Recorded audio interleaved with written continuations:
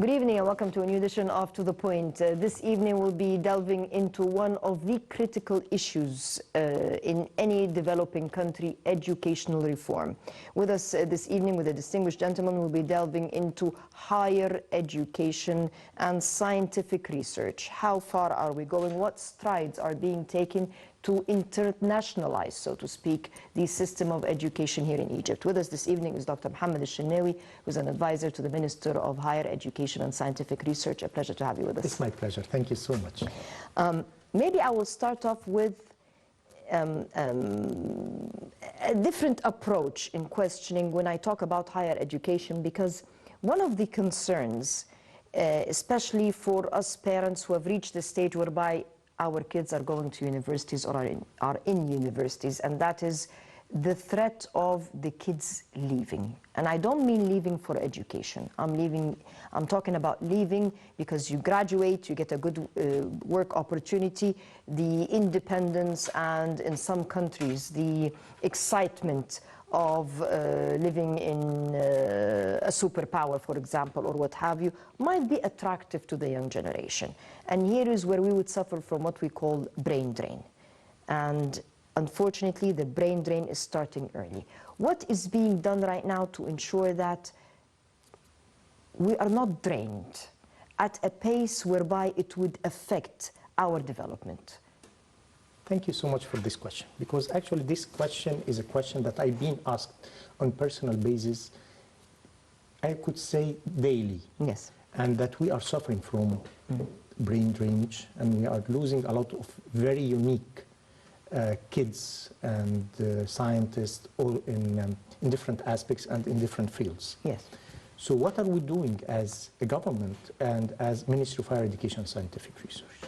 The first thing that we did, that we have a strategy now. Strategy to reform the higher education in Egypt. And we have, as a government, we have Egypt Vision 2030. And we have the Sustainable Development Goals.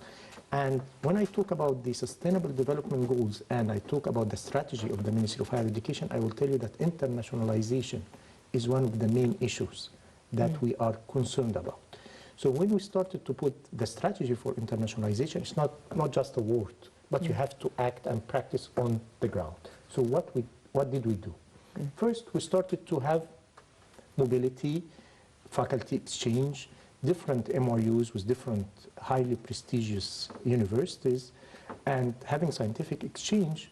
And then in 2017, we ratified the International Branch Campuses Law. This law allows for international branch campuses of universities to be built in Egypt. So what did we do? We started to have now, on ground, we have 4 international branch campuses already working and operating already. So 1 from Canada, 2 from the UK, and 1 from Germany, and they are getting our kids, and they are started. And they are in a specific faculty, not necessarily the full university. It's a full university. Full university, Full okay. university. Okay. And the student is taking his certificate from the mother university in the country where this university is coming from. And we're very strict about which universities to open and operate in Egypt. I was just going to ask you that. Yes, of course, we have our priorities. We know what are the needs that we want in our country. We see what are the market's needs, but only not talking about the local needs, but also we're talking about the regional needs. So we started to have this so that we can really have the right target. We are trying to make it from brain drainage into brain circulation. We cannot prevent our students from traveling outside. No. But at least when they travel, we make some attractions so that to bring them or to keep the link with them. So if I have an assistant lecturer or assistant professor that travel to any of the countries, okay, travel and do your work, but be linked to the country. To your country and to your university and to the department where you traveled from. So this is one of the aspects of internationalization, of having this international branch campus. But not only this, the law allows for governmental universities to have also and build affiliations with internationally recognized universities. We have this in certain faculties. Is this expanding in It's expanding. Cairo University, for example, what Yes. have you? Now, Cairo University is having international branch campus of Cairo University. And you'll find in Mansoura, they are having in medicine something with Manchester. And you have Ain Shams University is having something with universities in the UK also, and in different aspects. You have in the Faculty of Commerce, also in Ain Shams, you have the Faculty of Law with the Sorbonne in Cairo University, and this is very important. This internationalization is one of the main strategies for the ministry, but with priorities, and we know exactly what we need and what the picture of our graduates when they graduate.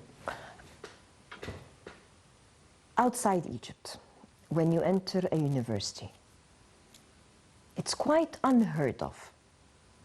Let's put it that way, it's uncommon that for you to be accepted in the Faculty of Medicine, you have to get over 97%, 98%. And we hear numbers are not very common abroad. And the question here is because those students, they get very high grades in the high school certificate, yet when they enter universities, they're not necessarily performing at the level expected.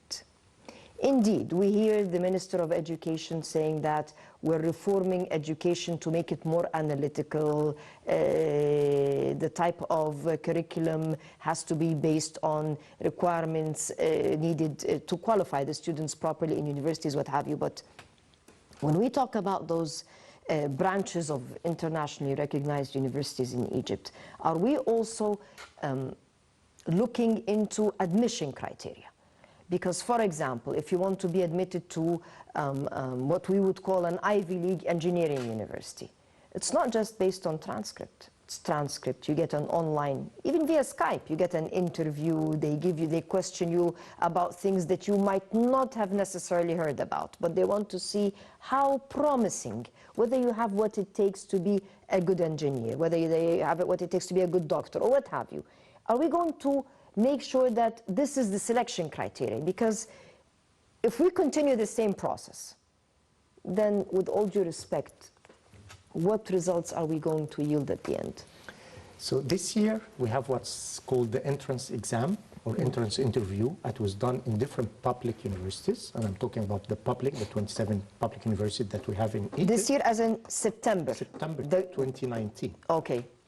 Plus, when you talk about the international branch campuses, the admission is according to the mother university. We don't interfere? We don't interfere at all. Okay. The graduate is a graduate of the mother university, so we don't interfere at all. And when His Excellency Professor Abdel Ghaffar, the Minister of Higher Education, we were in some of these universities, when you ask the students, you will find that most of those students were traveling abroad. But thanks to God, now they are staying in Egypt, having the same education that we were going to have in these countries, they are having it in Egypt. So we are keeping these brains. We don't want to prevent them from traveling. We cannot prevent them. We want them to travel, but at least keep the link. So when you talk about the admission, no, the admission is according to the mother university admission criteria. But at the same time, I not only talk about this, but I have to make the reform in the public and private universities. Yes. And when they see the international branch campus is coming, so there is a little bit of competition. We need to raise our standards.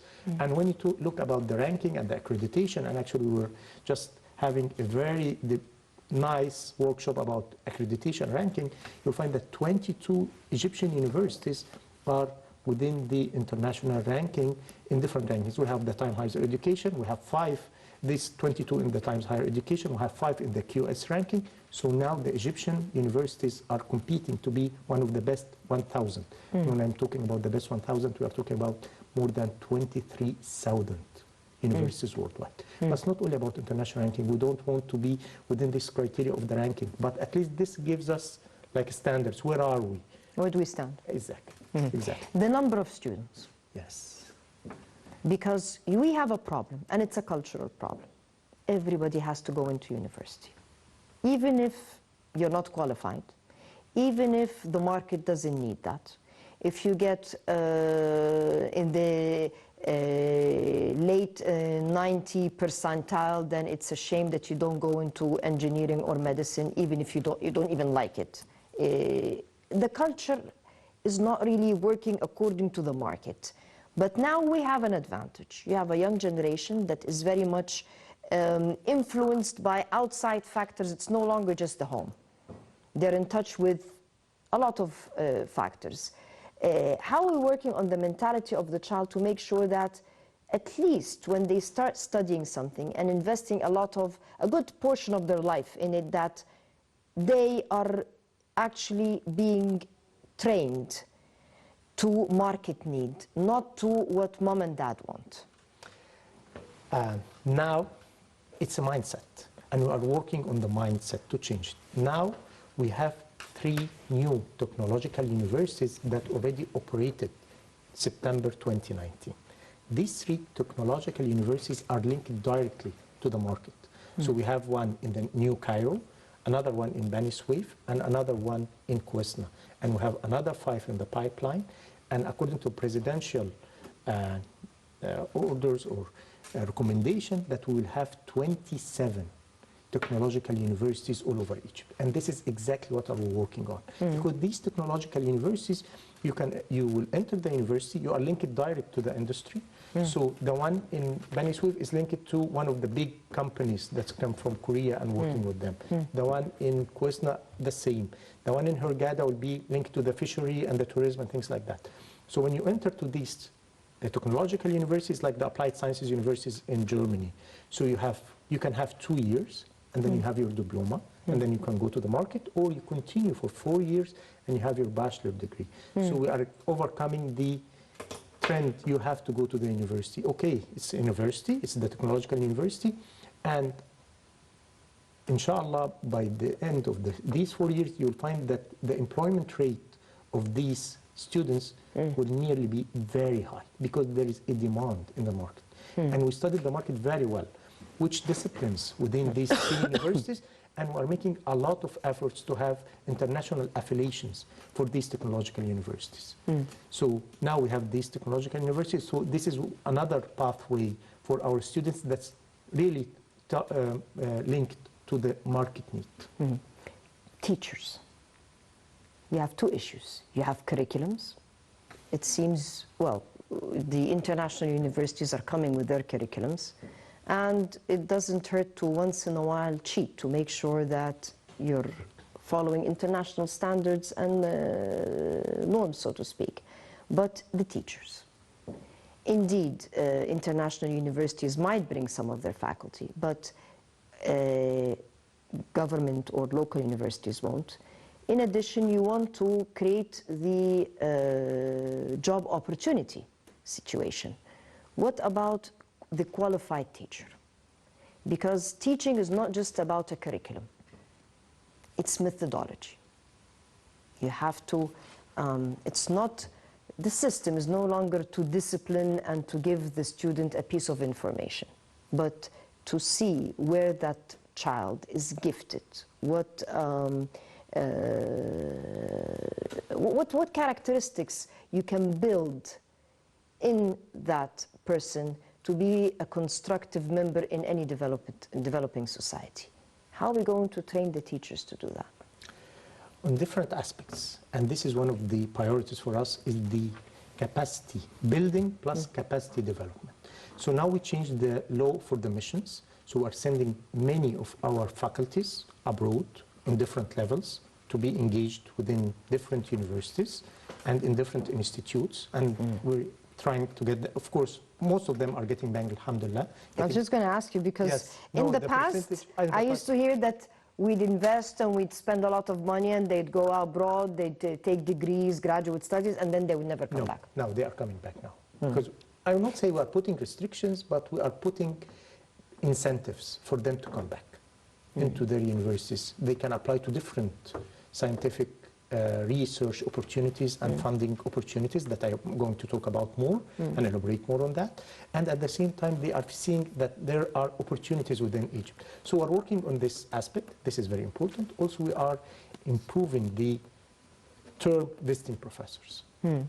So now different universities in Egypt are getting more than many professors from different universities and different countries, so with different institutes here in Egypt.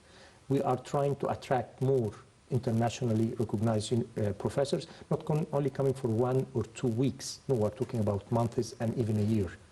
To stay a sabbatical year, to stay here in Egypt and teach and be integrated within the system in Egypt. So this is very important. What about the graduates? In other words, you have, for the past few years, you've had a lot of students traveling abroad and studying. What about attracting those that have been educated with the new methodology from abroad? They're graduates of reputable universities. What about trying to attract those students to come back here and, for example, come teach and do your graduate studies here? What incentives are we offering those people to come back here? There's a lot of project opportunities.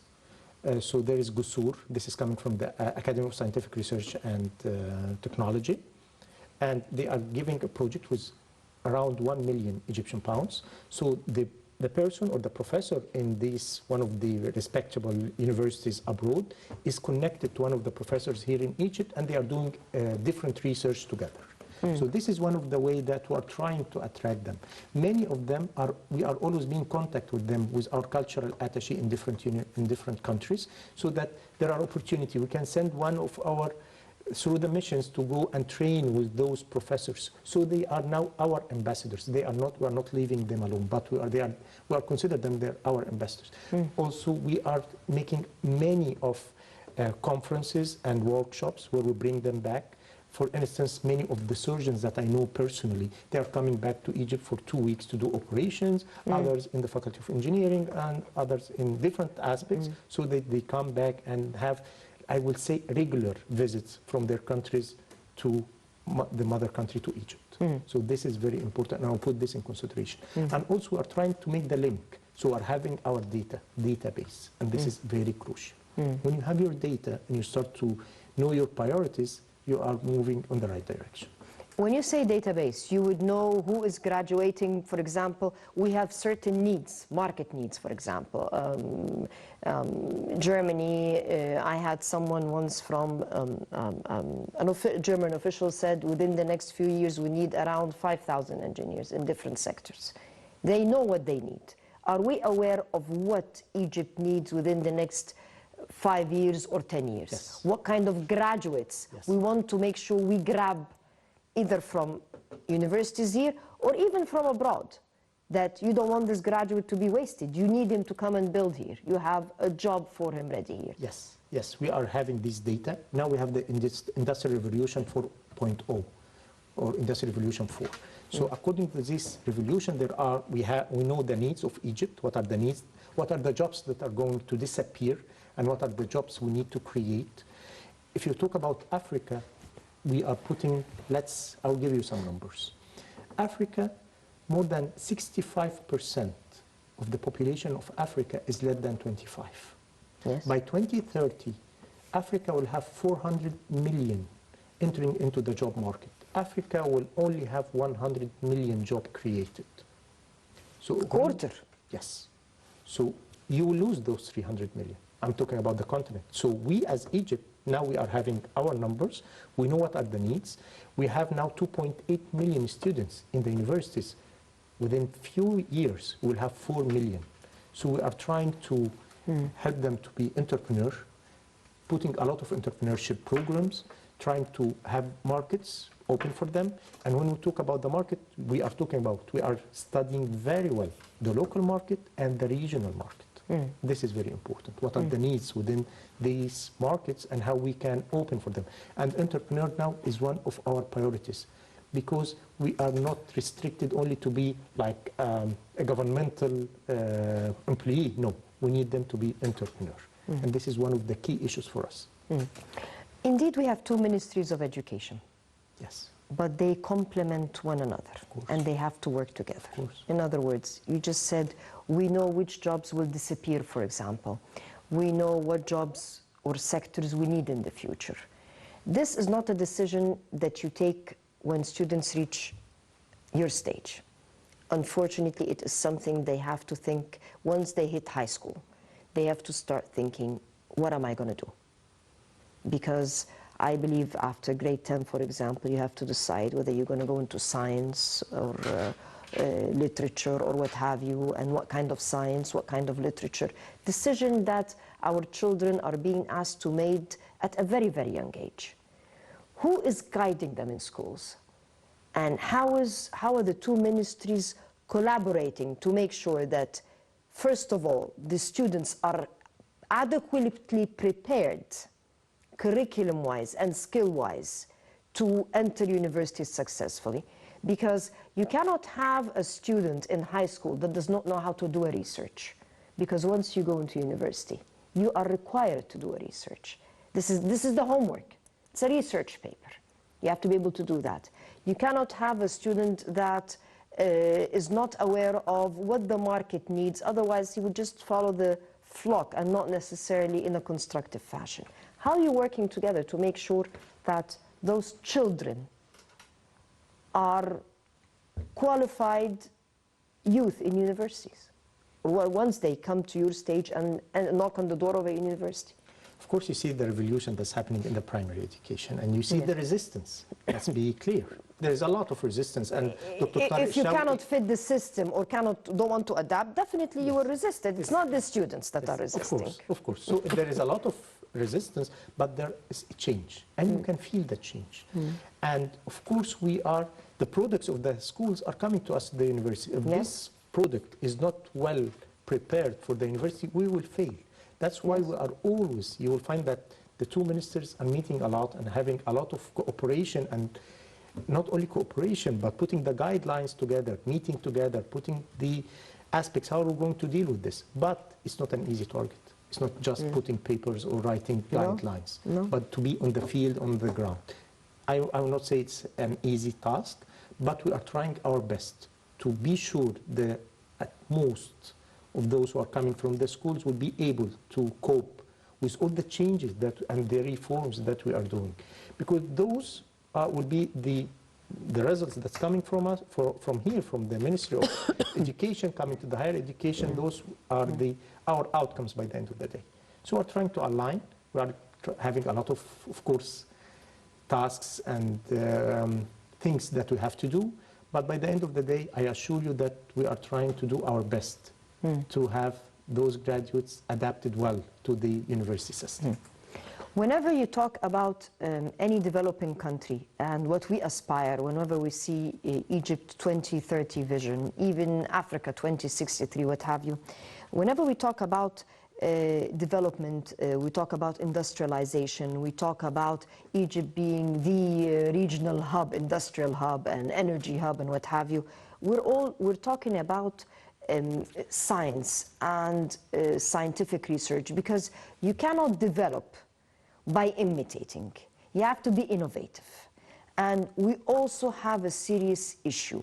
Even in businesses, you want to invest a lot of money in setting up a factory, for example, but you do it without the proper foundation, which is called scientific research. We don't believe in investing money in research. How are we changing this mindset? Because if you want to develop, you need to do that. And the funding, it's quite expensive to go into that sector. This is a very good question, actually, and this is one of our priorities within the internationalization also. So when we talk about scientific research, you will find that there is a main funding agency in the ministry. It was called the Science and Technology Development Fund, and now we change it, and notice the change. Now it's Science and Technology and Innovative Funding Agency. Yeah, I was going to get into innovation. Which is called STIFA. So the STIFA now, we changed the complete structure of this development fund in order to invest in innovation. Plus, we have the new law for incentives, scientific incentives.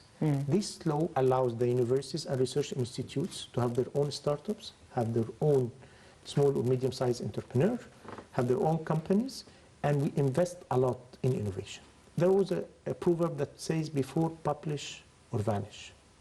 I will tell you now, we believe innovate, publish or vanish. Without innovation and without funding this innovation, you cannot Who's survive. funding? The Because government. it's quite expensive. The government. The government is putting a lot of fund within the STIFA, within the ASRT, the Academy of Scientific Research. We're putting a lot of funding, and the funding is in different levels. We have funding with different universities, with different countries, funding for different universities, funding for scientific research, and we are integrated within many initiatives. I will give you an example. One of the initiatives that we are involved in is called Partnership for Research and Innovation in the Mediterranean Area. This funding is coming from the EU, from the European Union, through Article 185, and within 19 countries in the region. And we are putting a lot of fund from the EU and from the funding agency up to 70 million euros per year. It's called PRIMA. And I'm honored that I'm the co-chair of this foundation. Egypt was elected as a co-chair for this foundation. And we're putting 70 million euros, and Egypt is performing very well in this regard. And one of the main aspects of this PRIMA foundation, or the PRIMA initiative that Egypt had just signed the implementing arrangement, is putting a lot in water management, food and agriculture, and nexus. So you will see that we are putting a lot. Also, we have another initiatives with different countries, with the US, with Germany, with China, and in different aspects. So you'll find... What about the private sector? Because I don't want to go into names, but in some of the reputable universities in Germany, for example, or France, or what have you, they have, if you go into the Faculty of Engineering and Mechanical Engineering, without going into names, they have a cooperation, a protocol.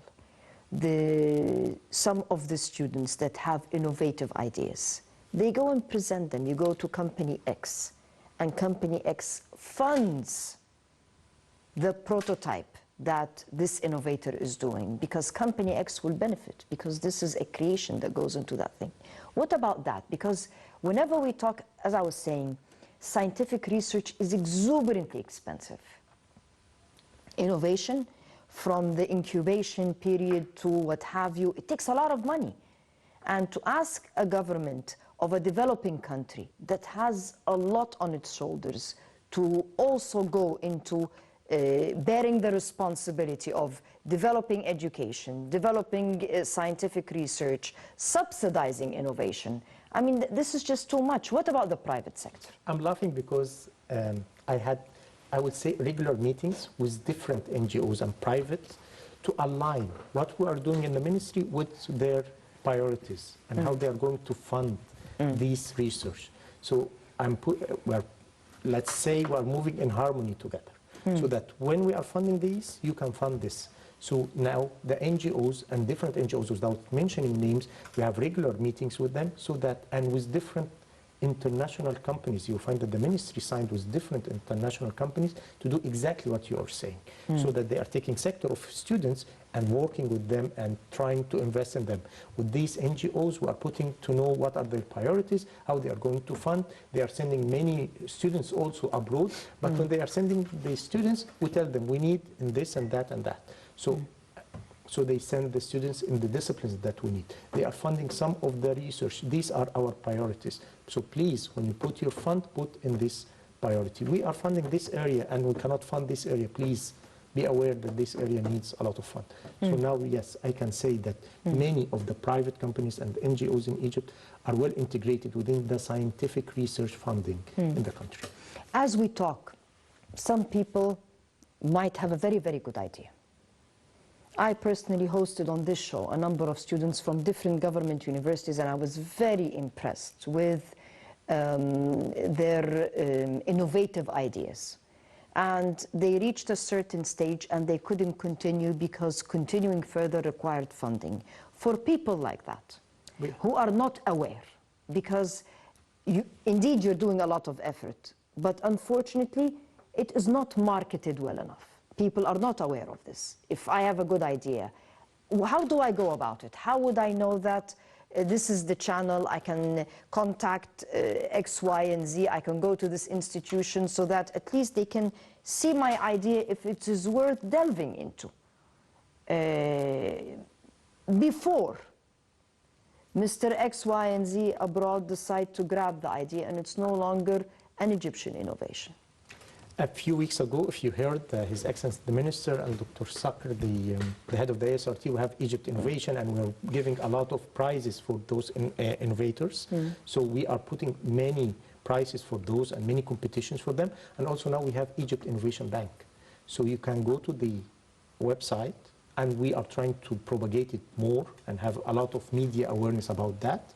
And you can apply for this idea, and then it will be studied, and if you would like to be funded, if it's worth it, so we are going to fund it. So please, we need the people to be more aware about the Egypt Innovation Bank. That's already, we have a website for that, and they can go and search for it and apply for this. Besides all of the funding that goes from the STIFA or going through the ASRT to get those innovation. And then we have the Child University.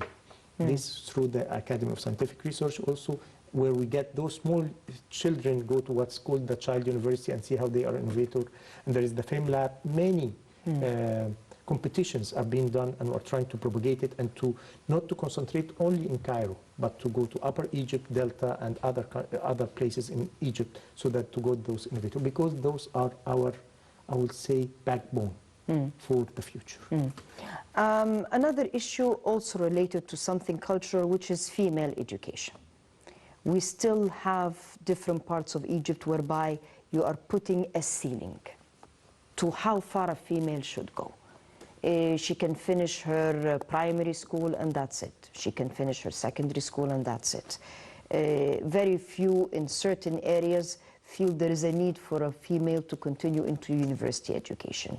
How are we helping those females in certain areas where still deeply rooted cultural convictions are really hampering the way of the development of, this is 50% of our population, if not more? I will talk on two aspects, but I'm concentrate on higher education. I will not talk about the primary education. According to Egypt Vision 2030 and according to this SDGs, the Sustainable Development Goals, gender equality is one of the main issues, and that Egypt adapted. But when we talk about higher education, and according to the UNESCO, you will be surprised that the numbers of females in Egyptian universities are nearly the same.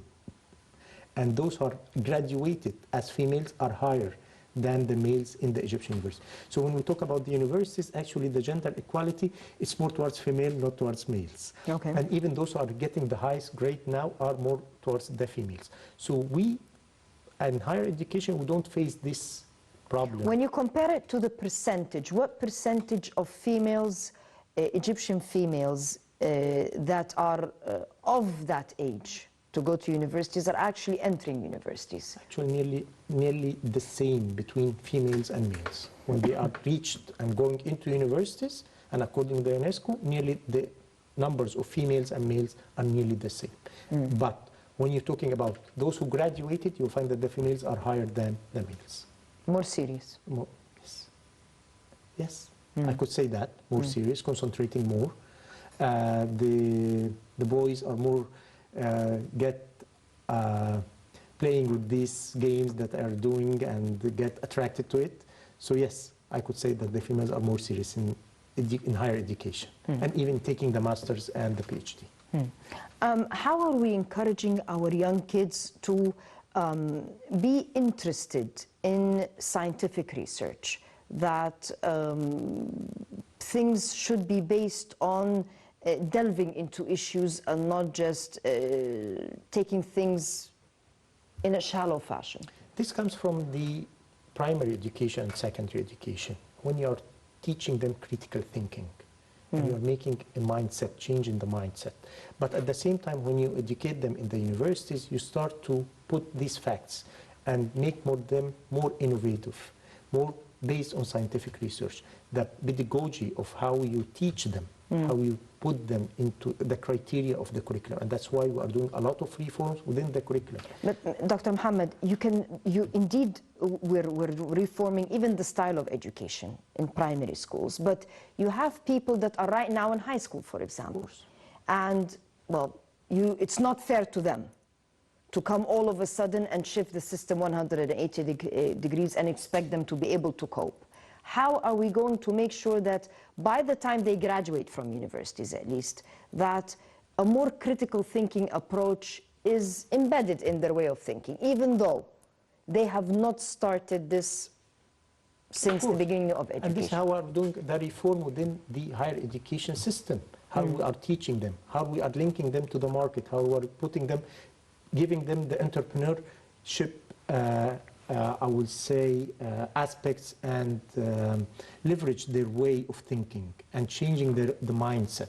It's not easy within the big numbers, especially in many faculties, but we are trying to make these change on ground and linking them more to the market and to the needs of the market. Another issue I want to address, and maybe that's an issue that a lot of people that are watching us now might not be happy with, and that is the subsidizing of higher education. I know this is a critical issue, yes, but I will continue to raise it so long as I live, and that is there has to be a limit to subsidy. In other words, you can subsidize people until they graduate from high school. But in university, should we all be subsidized? Or should we subsidize according to means? In other words, if you cannot afford, then you have a right to be subsidized. If you are an A student, you have a right to a scholarship. It's not a subsidy, it's a scholarship. It's a way of my telling you, well done. I will pay for your education because you deserve it. The reason I'm saying this is because, as you were saying, if we have 2 million now, a few years from now, it's going to double. And then another few years, it's going to triple and quadruple. The young generation is quite a lot. If we can cope with the funding today, we will not be able to cope with it tomorrow. And the average layman will start to complain of the taxation, because where are you going to get that money?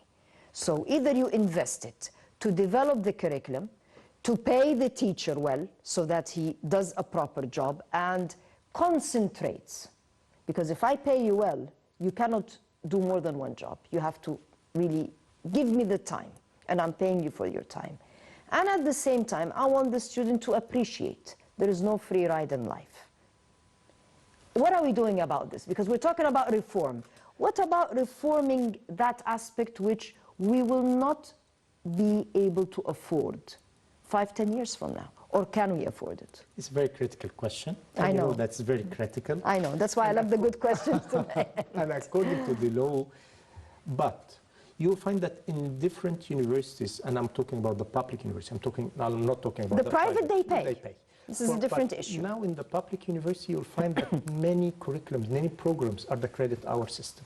So you'll find the School of Medicine, in ancient. But what's the percentage of students? In other words, Faculty of Medicine, year one, how many students are usually accepted in the Faculty of Medicine? I'll talk about my School of Medicine, more than 1,500, but only 10% of them are within the credit hour, and the others are still. But now the same... That's Cairo University. Ancient. So you have around 1,500 students, yes, in one faculty. Yes, no, year one. I'm saying one faculty. 2019, Ain Shams University, in the Faculty of Medicine. This is a round number, of course, not the exact number. Is actually subsidizing, paying for, because if I tell people how much those students pay, people abroad are going to commit suicide. So I'm going to tell them how much we're paying. Yes, we're paying a lot. 1,500. And that's why we are making this credit hour in different schools. How much does it cost? In other words, each student, year one, how much? I would not say around numbers, but to be very precise, that's why we are introducing these credit hours. We have the credit hour in the pharmacy, in School of Medicine, in the School of Science, in law, in commerce. Excellent. And does this cover the cost? In other words, if we say that the 1,500 students will cost us around £1,000, will the credit hours collect the £1,000 needed? Because certain faculties, especially practical faculties, scientific ones or practical faculties, you have labs, you have equipment you need to buy, you have materials that you constantly need to get, because you're not sitting in a lecture taking notes. I mean, you're actually... Of course. So it's a costly faculty. It's extremely costly, and the people has to understand this, and how the government is subsidizing the education. Of course, the credit hours are, at least they are started to cover a part, but of course cannot cover the whole. Is there anything, in, we have a couple of minutes left, but is there any plan, and the reason I'm asking this, because you're an advisor in that ministry, are advisors such as yourself saying it's not going to balance in the future? We need to get students to pay more than £100 for their... His Excellency Dr. Khaled is very open about that. He understands this very well. But of course, you know about this is not only taking... Laws are meant to be amended. We've been amending a lot of laws.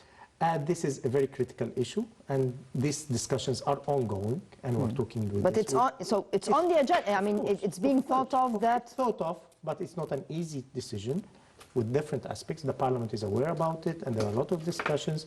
But of course, you are within a reform within a whole country, so you have to take steps. Steady steps to achieve your goals is very important. Dr. Mohamed El Shinawi, thank you very much for your fruitful Don't tell me input. that 1 hour had. Time flies when you're having fun. Thank you.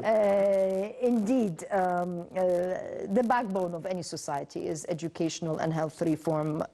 We know that a lot of steps are being done on that end, but we always aspire and have ambition to really go back to develop, and because Egypt one day, its local universities graduated a lot of reputable people worldwide, and we aspire not to be among the 1,000, but among the first 10. Let's say first 100, first 200. Let's say among the first 10 as we used to be. Of course. Again, a pleasure to have you with us. We wish you the very best of luck in future endeavors. So much. I'd like to thank you, the viewers. Wish you a very pleasant evening and good night.